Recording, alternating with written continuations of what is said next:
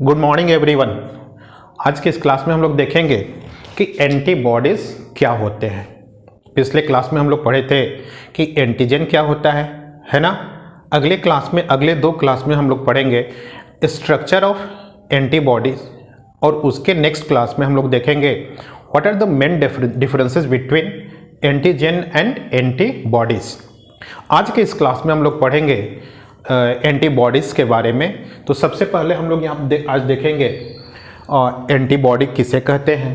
Next देखेंगे antibody का body में फॉर्मेशन कैसे होता है। उसके बाद देखेंगे location of antibody in the body of any living beings. और उसके बाद what are the main characteristics of antibodies, then main types of antibodies, and at last we see about how it works in the immune system of any organism, है ना। तो चलिए हम लोग शुरू करते हैं। क्या एंटीबॉडीज किसे कहते हैं, है ना। एंटीबॉडीज किसे कहते हैं? The other name of antibody is immunoglobulin. हम लोग इस नाम से समझेंगे इम्यूनोग्लोबुलिन।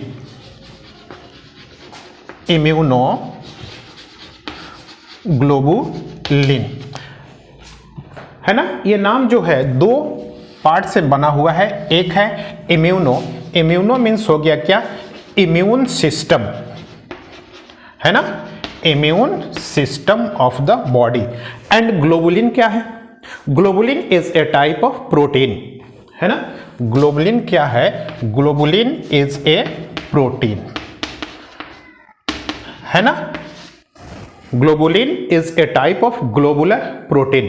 तो इस नाम से ही स्पष्ट है a protein which is used by immune system in the body. And what is the purpose? है इसके यूज का, इस प्रोटीन का इम्यून सिस्टम में यूज करने का पर्पस क्या है, मेन एम क्या है? To kill the foreign particles which enter inside the body. समझ में आया? मीन्स क्या antibodies is a type of protein, है ना, जो कहां पर पाया जाता है? इम्यून सिस्टम में पाया जाता है। और क्या करता है? ये किल करता है बाहर से इंटर किए हुए पैथोजेन को, है ना। जैसे ही कोई, and that pathogen is the antigen, है ना। जैसे ही कोई हार्मफुल बैक्टीरिया, वायरस और कोई other element enter in the body, तो क्या होता है? The B lymphocyte cell of WBC क्या करता है? तुरंत उसको तुरंत रिकॉग्नाइज कर लेता है ना। उसको तुरंत रिकॉग्नाइज कर लेता है। किसको? बाहर से इंटर किए हुए फॉरेन पार्टिकल्स को। कैसे रिकॉग्नाइज करता है? क्योंकि उस पैथोजन पर या फॉरेन पार्टिकल्स पर एक यूनिक प्रोटीन मौजूद रहता है, and that unique protein is antigen, है ना। और वो जो एंटीजन होता है बॉडी के किसी प्रोटीन के जैसा नहीं होता है। तो क्या करता है? बी लिम्फोसाइट सेल जो होता है तुरंत उसको रिकॉग्नाइज कर लेता है कि हाँ भाई ये तो बाहर से आया है ना, ये बाहर से आया है। और क्या है? This particle is harmful for us.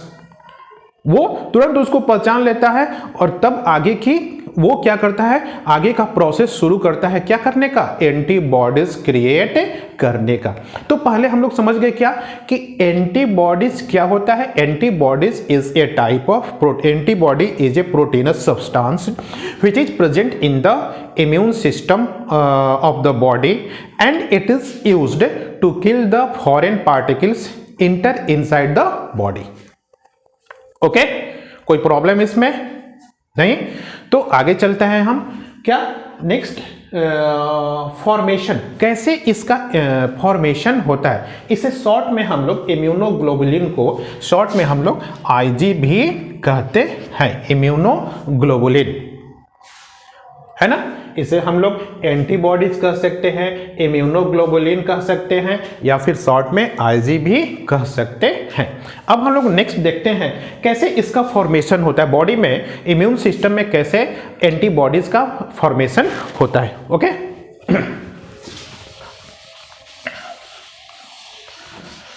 तो सबसे पहले क्या होता है ना कि जैसे ही कोई एंटीजन बॉडी को इंटर करता है, मान लो कि ये एक एंटीजन है ना। एंटीजन क्या किया, वो इंटर द बॉडी, बॉडी में उसने वो इंटर किया। बॉडी में इंटर करने के साथ ही वो पहुंचता है कहां पर, ब्लड सर्कुलेशन में, है ना। Blood circulation means immune system, है ना। वो जाता है कहां पर, ब्लड में, यहां पर ब्लड है लिखते हैं। तो ब्लड में क्या है, ब्लड में पहले से हमारा टोटल इम्यून सिस्टम, हमारी बॉडी को प्रोटेक्ट करने के लिए जो सारे फोर्स हैं, वो सारे फोर्स ब्लड सर्कुलेशन में मौजूद हैं। और उन्हीं फोर्स में से एक है क्या, कौन सा, a type of force is the WBC, है ना। WBC is a blood cell, है ना। और उसी ब्लड सेल WBC का व्हाइट ब्लड कैप्सूल्स का एक प्रकार होता है क्या, लिम्फोसाइट, है ना। और लिम्फोसाइट, एक लिम्फोसाइट होता है बी लिम्फोसाइट, है ना। लिम्फोसाइट का एक टाइप है बी लिम्फोसाइट। तो जैसे ही ये एंटीजन ब्लड में पहुंचता है ना, तो क्या होता है ना, ये जो ब्लड में पहले से मौजूद बी लिम्फोसाइट सेल है ना, बी लिम्फोसाइट सेल को हम लोग बी सेल भी कहते, बी सेल्स है ना, तुरंत उसको रिकॉग्नाइज कर लेता है। किसको, इस एंटीजन को। कैसे रिकॉग्नाइज करता है, ऐसे रिकॉग्नाइज करता है कि इस, मान लो ये एंटीजन है, तो इसके एक्सटर्नल सरफेस पर क्या होता है कि एक यूनिक प्रोटीन होता है ना, एक यूनिक प्रोटीन होता है। और वो प्रोटीन होता है बॉडी के किसी प्रोटीन के साथ मैच नहीं करता है। तो उस प्रोटीन के मौजूद रहने के कारण ये बी लिम्फोसाइट सेल जो है तुरंत इसको रिकॉग्नाइज कर लेता है कि अरे ये बाहर से आया है ना, अरे ये बाहर से आया है। अब क्या कर, जब बाहर से आया है तो हमारे लिए क्या है, ये घुसपैठिया है, इसको किल करना है, इसको मार के बॉडी से रिमूव करना है ना। तब क्या होता है, उसके बाद जैसे ही इसने रिकॉग्नाइज किया, this B lymphocyte cell combined with this antigen, है ना। क्या किया, ये बी लिम्फोसाइट सेल के साथ एंटीजन कंबाइन हो गया। ओके, कोई दिक्कत, ये बी लिम्फोसाइट सेल क्या हुआ, इस एंटीजन के साथ अटैच हो गया। अब जैसे ही ये एंटीजन इसके साथ अटैच हुआ ना, तब एंटीजन ने क्या किया, एंटीजन ने इसको इंड्यूस किया, बी लिम्फोसाइट सेल को उसने क्या किया, इंड्यूस किया, है ना। ये इसको इंड्यूस किया और इसके इंडक्शन के प्रभाव में आकर के ये किस चीज के लिए, हाँ, किस चीज के लिए इंड्यूस किया कि भाई तुम अब डिवाइड करो और मैच्योर हो जाओ, है ना, टू डिवाइड एंड मैच्योर। इसके इंडक्शन के प्रभाव में आकर के ये बी लिम्फोसाइट सेल क्या होता है, डिवाइड, है ना, और मैच्योर। कौन, बी लिम्फोसाइट सेल। जब बी लिम्फोसाइट सेल डिवाइड करेगा तो ग्रुप ऑफ सेल बनेंगे ना, एक से ज्यादा सेल बनेंगे डिवाइड हो करके। जब एक से ज्यादा सेल बनेंगे और उसके बाद सेकंड प्रोसेस क्या है, ग्रुप ऑफ सेल तो बनेगा, है ना। उसके बाद क्या होगा, मैच्योर होगा। तब क्या होगा, मैच्योर होगा, है ना। तब इसको हम लोग आफ्टर मैच्योर, जब वो ग्रुप ऑफ सेल मैच्योर हो गया, उसके बाद क्या कहेंगे, इस सेल को हम लोग कहेंगे प्लाज्मा सेल्स, ठीक है ना। ये क्या किया, बी लिम्फोसाइट सेल डिवाइड हुआ और डिवीजन के बाद ग्रुप ऑफ सेल बना और ग्रुप ऑफ सेल क्या हुआ, मैच्योर हुआ। After maturation this group of cells are known as the plasma cells. और तब this plasma cell secrete the protein, this plasma cell क्या होता है, secrete the protein and that protein is antibodies. और जो इसने protein secret किया, उसी प्रोटीन को हम लोग, वो कौन सा प्रोटीन था, इम्यूनो, ये जो प्रोटीन सेक्रेट हुआ यहां पर, दिस प्रोटीन इज इम्यूनोग्लोबुलिन, है ना। और इम्यूनोग्लोबुलिन क्या, इम्यूनोग्लोबुलिन मींस एंटीबॉडीज, है ना। तो इस तरह से इस एंटीबॉडीज का फॉर्मेशन होता है बॉडी में। कैसे, एक बार फिर से देख लेते हैं। एंटीजन इंटर किया बॉडी को, बॉडी में वो पहुंचा ब्लड को, ब्लड में क्या हुआ, बी लिम्फोसाइट सेल ने उसको रिकॉग्नाइज कर लिया, रिकॉग्निशन के बाद क्या हुआ कि ये B cell, B lymphocyte cell antigen को अपने साथ कंबाइन कर लिया, कंबाइन हो गया। तब उसके बाद क्या किया, एंटीजन ने इसको स्टिमुलेट किया, इसके स्टिमुलेशन में आकर ये डिवाइड हुआ, ग्रुप ऑफ सेल बने, और ग्रुप ऑफ सेल तब क्या हुआ, मैच्योर हुआ।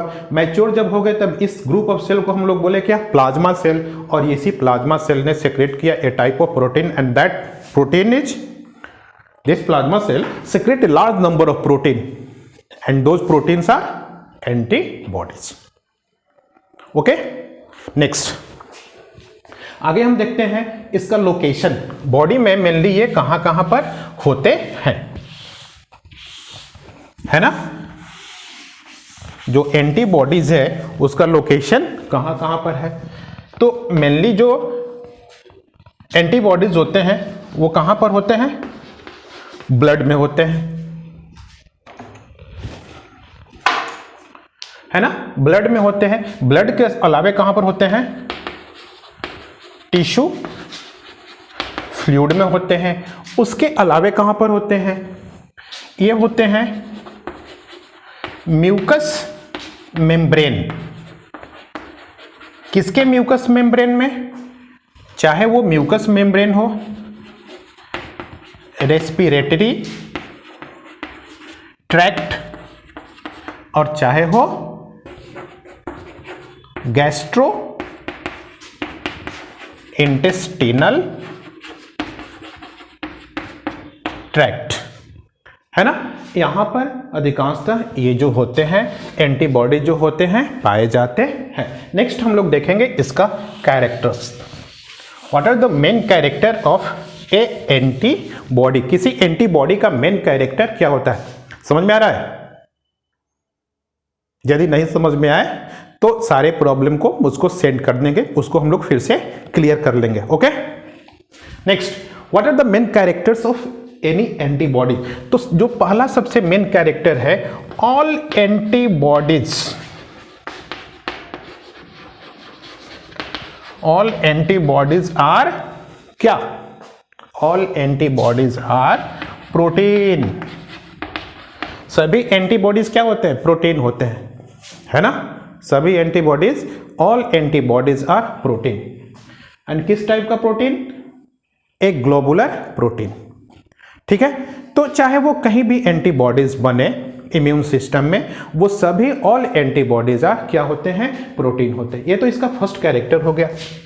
Second is the, second character is the antibodies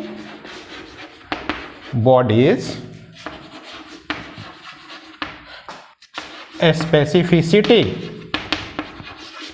antibodies specificity, है ना। इसको हम लोग समझेंगे एंटीबॉडी स्पेसिफिसिटी क्या होता है।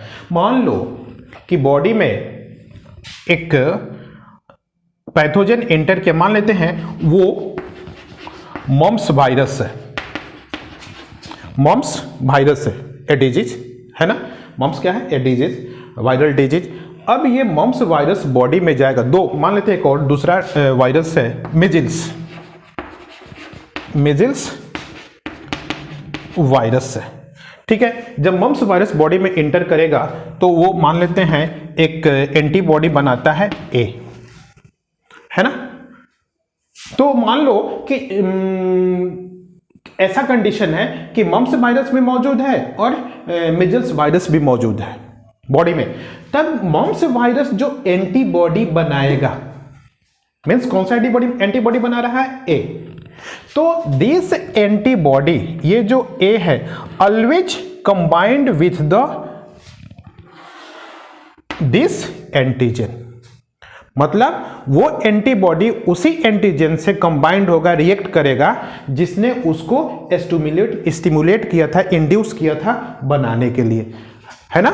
ये जो है, ये जो ए है, कभी भी इसके साथ रिएक्ट नहीं करेगा, दूसरे एंटीजन के साथ कभी भी उसकी रिएक्शन नहीं होगी। अब मान लेते हैं मिजल्स वायरस ने एक बनाया और उसका वो क्या है, बी, एक एंटीबॉडी बनाया and that antibody is B.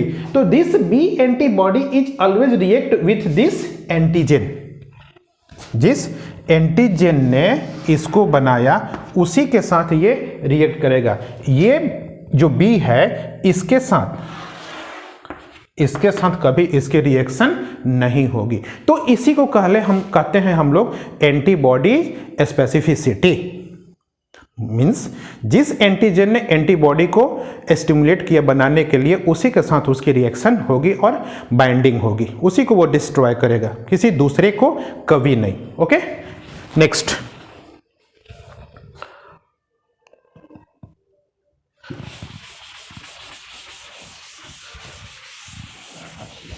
Next character is the important character है diversity. Diversity of antibody. Diversity of antibody ये क्या है? ये भी एक मेन कैरेक्टर। जैसे मान लेते हैं कि हमारा इम्यून सिस्टम है, और हमारे इम्यून सिस्टम में मीन्स ब्लड में क्या होता है कि 10 to 100 million types of lymphocyte cell are circulating all over the body with blood circulation. 10 to 100 million types of lymphocyte cell क्या होते हैं? ब्लड सर्कुलेशन के साथ घूमते रहते हैं। ठीक है, तो इतने प्रकार के लिम्फोसाइट सेल हैं। तो ये लिम्फोसाइट सेल क्या करेंगे? इतने प्रकार के, है ना, मतलब ये 10 to 100 मिलियन टाइप्स ऑफ वो एंटीबॉडी प्रोड्यूस करने में सक्षम हैं। जब इतने प्रकार के लिम्फोसाइट्स हैं, 10 million to 100 million types of lymphocytes, तब क्या होगा? और क्या होता है कि प्रत्येक लिम्फोसाइट जो होता है वो अपने टाइप का ही एंटीबॉडीज क्रिएट करता है।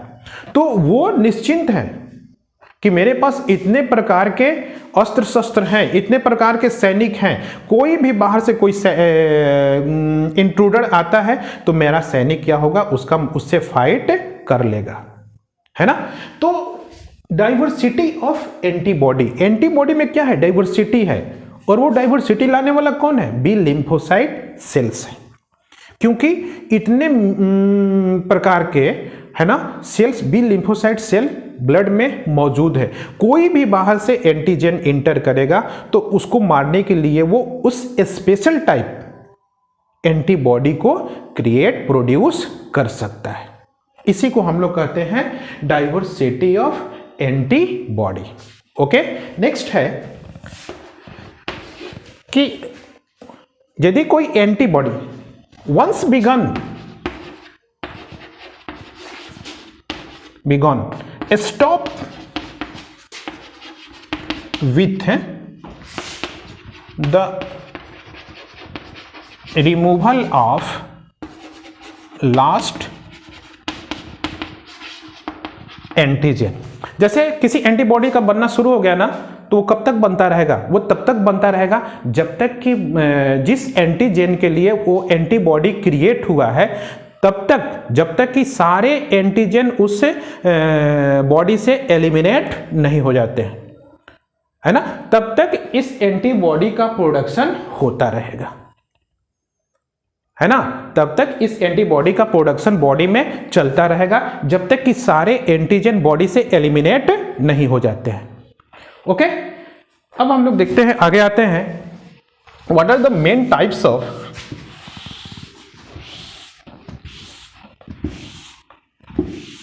What are the main types of antibodies, है ना, मेन टाइप ऑफ एंटीबॉडीज। तो mainly antibodies are of 5 types.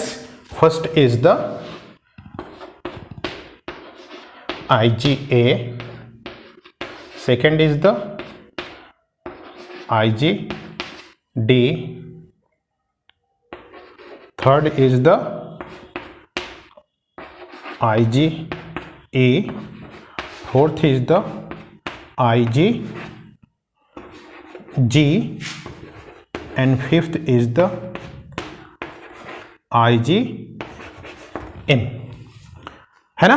इतने प्रकार के बॉडी में एंटीबॉडी इम्यून सिस्टम इतने प्रकार के एंटीबॉडीज बनाते हैं। IG immunoglobulin A, immunoglobulin D, immunoglobulin E, immunoglobulin G और इम्यूनोग्लोबुलिन एम। इतने प्रकार के एंटीबॉडीज बॉडी में बनते हैं। ठीक है, इसके बारे में हम लोग डिटेल्स क्या इसका मेन कैरेक्टर्स है, ठीक है ना, हम लोग अगले क्लास में देखेंगे। आज हम लोग देखते हैं नेक्स्ट टॉपिक इसमें, how a antibody work in the immune system. Main इसका वर्क क्या हुआ?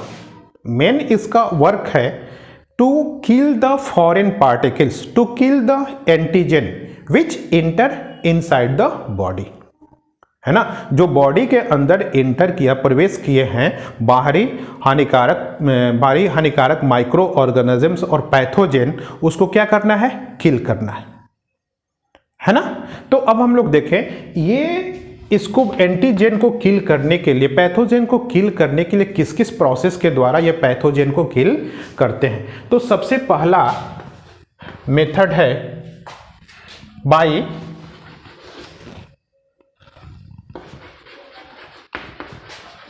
neutralizing the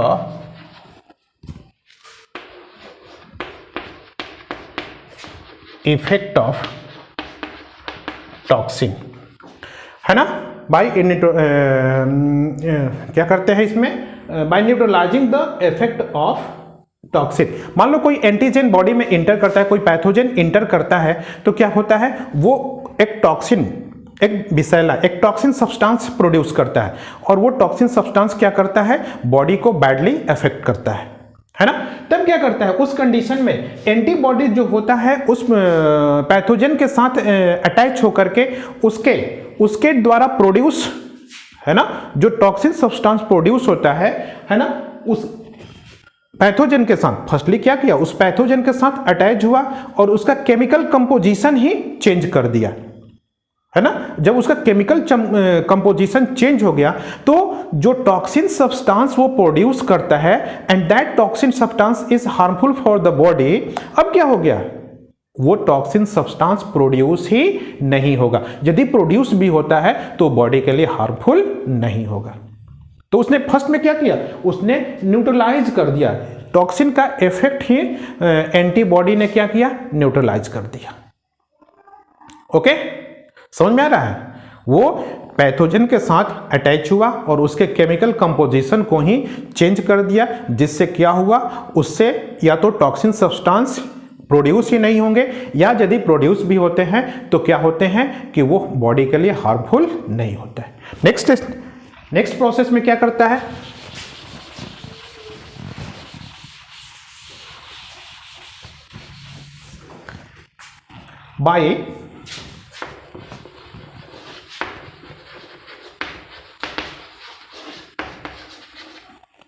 by making the pathogen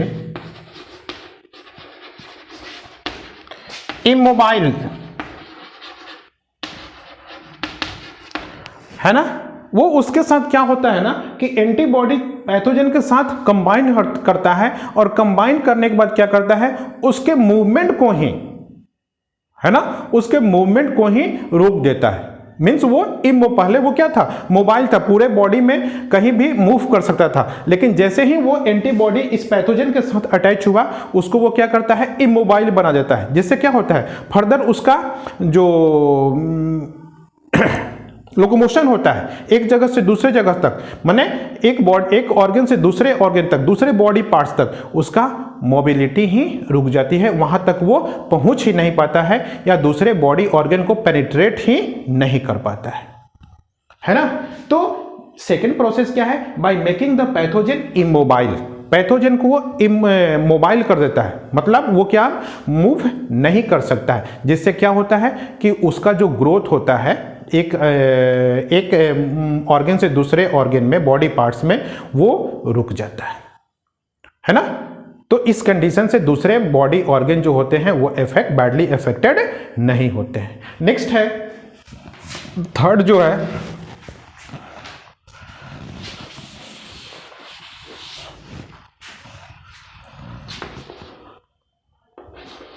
by the process of lysine. Lysine क्या है? लाइसिन एक प्रोसेस है जिसमें एंटीबॉडीज क्या करता है ना, उस पैथोजन के सेल वॉल में होल बना देता है by punching the hole in the cell wall of the pathogen. और जब उसके सेल वॉल में होल हो जाएगा तब क्या होगा, all the intracellular substance come out from the cell और वो डेड हो जाएगा। पैथोजन क्या हो जाएगा?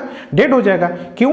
क्योंकि उसके अंदर का सारे सब्सटेंस है ना, जो भी उसके अंदर का इंट्रासेलुलर सब्सटेंस है वो उससे बाहर आ जाएगा और वो क्या हो जाएगा, वो इस प्रोसेस को हम लोग कहते हैं lysin by making the hole by punching in the cell wall. ठीक है, वो सेल वॉल में होल कर देता है जिसके कारण क्या होता है कि वो पैथोजन डेड कर जाता है। ओके, नेक्स्ट प्रोसेस है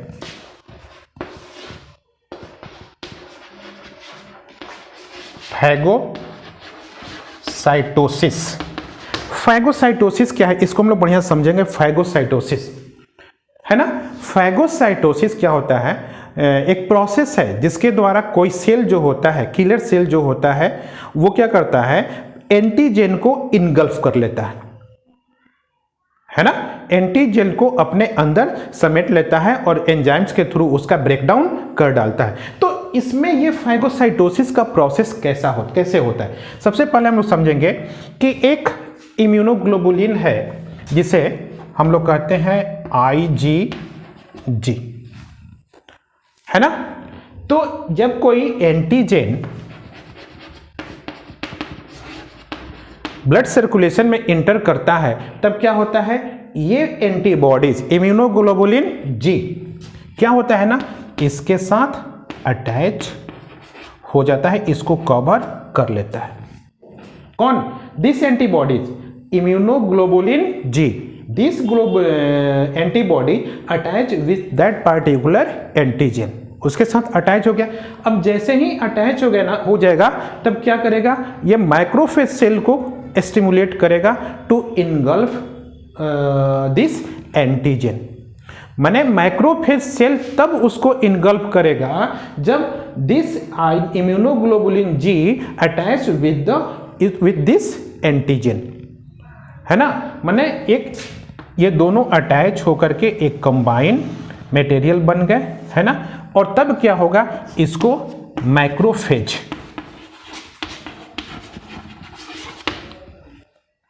है ना, मैक्रोफेज क्या करेगा, इसको इनगल्फ कर लेगा, है ना, by the process of phagocytosis. और इसको इनगल्फ करने के प्रोसेस को हम लोग कहते हैं क्या, फैगोसाइटोसिस, है ना। तो यहां पर हम लोग देखें कि क्या क्या देखें कि एंटीबॉडीज किसे कहते हैं, है ना, डिफिनीशन ऑफ एंटीबॉडीज देखें, और इसका फॉर्मेशन कैसे होता है, ये इसका लोकेशन बॉडी में क्या है, इसके main what are the main characters of antibodies, कितने प्रकार के एंटीबॉडीज होते हैं, और how it works to kill an antigen. तो हमको लगता है कि इस तरह से आपको ये टॉपिक्स, सारे टॉपिक समझ में आए होंगे। यदि फिर भी कोई टॉपिक्स में प्रॉब्लम हो, आप लोग उस प्रॉब्लम को सेंड कर दीजिएगा। Okay, thanks.